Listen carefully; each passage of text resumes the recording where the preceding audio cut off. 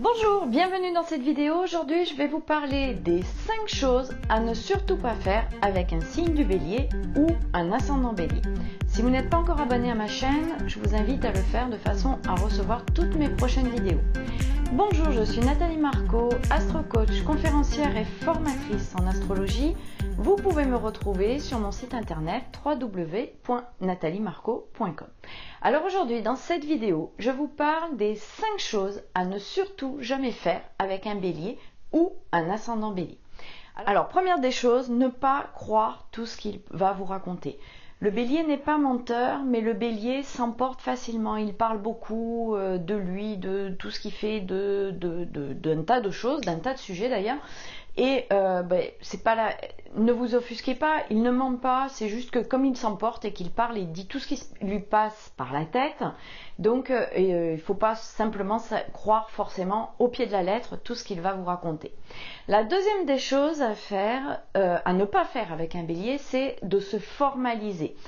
Comme il va dire tout ce qui lui passe par la tête, des fois il est un peu maladroit, il peut vous blesser.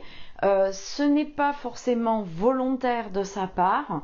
La seule chose à faire peut-être à ce moment-là, c'est de lui faire gentiment remarquer avec un sourire qu'il n'a pas été très galant ou elle n'a pas été très galante.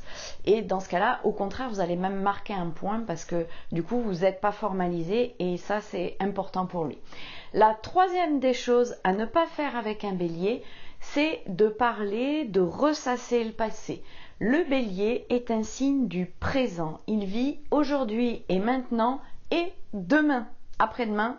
Voilà, le présent, le futur, ça l'intéresse. Le passé, il s'en fout. Le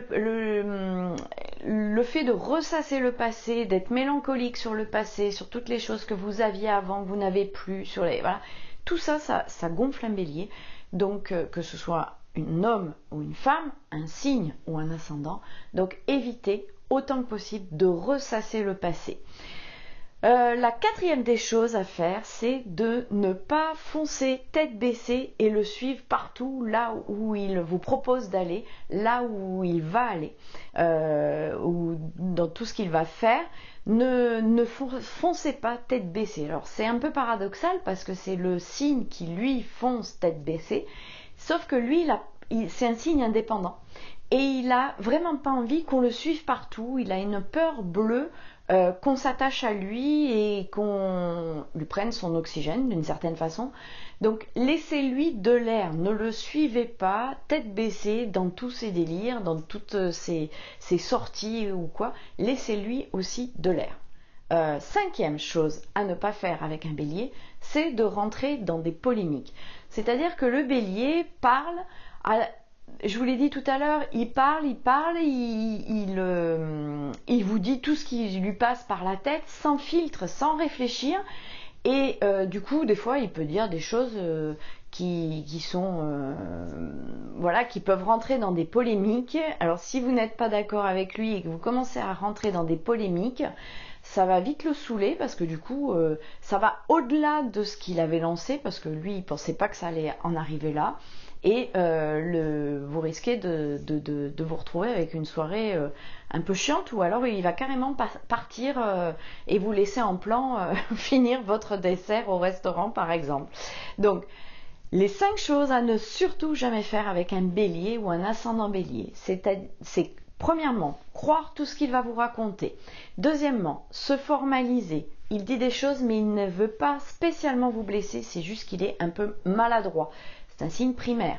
La troisième des choses, c'est ressasser le passé, surtout à ne jamais faire. La quatrième chose, c'est de le suivre partout, tête baissée, sans réfléchir. Attention, il a peur qu'on s'accroche à lui. La cinquième chose, c'est de polémiquer. Il parle, mais ne rentrez pas dans des polémiques avec lui, parce que sinon, il va fuir. Voilà, j'espère que vous avez trouvé des pistes pour mieux comprendre le bélier ou l'ascendant bélier. Je vous rappelle que ci-dessous, vous avez un lien qui vous permet de télécharger un guide que j'ai fait spécialement pour vous. Vous allez pouvoir trouver votre ascendant facilement, sans calcul. Et vous avez un petit descriptif aussi de chaque signe, de chaque ascendant. Je vous informe que sur mon site internet aussi, je fais des consultations de 30 minutes ou d'1 h 30. En 30 minutes, je réponds à une de vos questions par rapport à votre thème astral, et en 1 h 30, on va plus en profondeur. On peut voir la compatibilité de couple, mais aussi les tendances de l'année, une réorientation professionnelle, quelle est votre mission de vie. Voilà, ce sont tous des sujets. Vous trouvez tout ça sur mon site internet. Vous avez l'explication de tout ça, de toutes ces consultations sur mon site internet. Je vous souhaite une très belle journée. Je vous retrouve dans la prochaine vidéo pour vous parler des 5 choses à faire avec le signe du taureau ou un ascendant taureau. À